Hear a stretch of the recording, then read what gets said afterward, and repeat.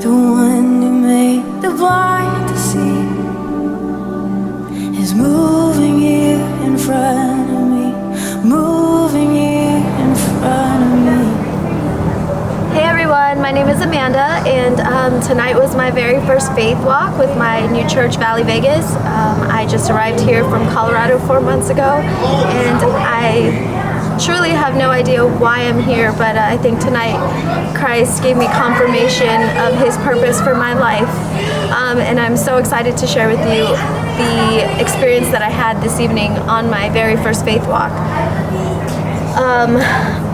Part of my journey coming to Las Vegas, Nevada was that my uncle passed away in May of alcoholism. He's my favorite uncle in the whole world. We were always so spiritually connected, but for a long enough time in his life, my uncle was strung out and actually missing in the city of Las Vegas. So 4 months ago when the Lord brought me here, I had no idea what He was doing or why, but losing my uncle led me to Las Vegas, Nevada, and tonight I know exactly why. We were out on our faith walk, and we headed down to the rescue mission, which after my uncle passed away, I found out that he was living there for quite some time, and when my grandma was looking for him, we found him and located him here.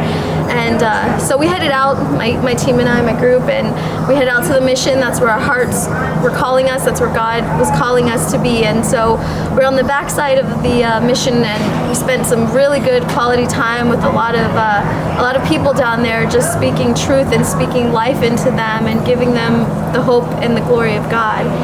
And we ran out of stuff. We ran out of candy, water. We had cutie oranges. We ran out of stuff, but we still had prayer. We turned the corner and we saw an entire other group of people, and so we decided to get out. We had a few more waters, and we decided we're gonna go pray with them and give them water. And out of the corner of my eye, I caught a gentleman. His eyes almost looked cat-like. They glistened at me. So I went over, and I could immediately tell that he was a Spanish-speaking person, and so I greeted him in Spanish. I am 100% Mexican, I know you can't tell, but I said hello, and immediately I told him that God sent me to him to help him and that he did not belong there, and he instantly started crying and told me, he confessed to me that he had just been robbed on the corner and was thinking of committing a crime and going to jail so that he could have a safe place to sleep. He then said that in that moment he started to smite God. He started to tell God, why don't you love me? Why am I so unworthy? Why have you abandoned me? And not even 5 seconds later, we show up. We show up with a message for his life. He also shared with me that he's been sober and clean for 1 full year of alcoholism. I don't know if I mentioned, but my uncle passed away of alcoholism.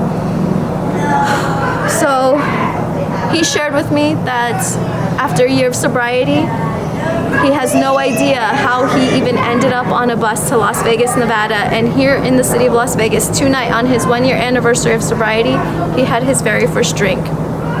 He said he was standing in front of that rescue mission because someone sent him there to get help. He felt worthless, he felt useless, he was angry with God, questioning God's love. And then there we were. God sent us in perfect timing.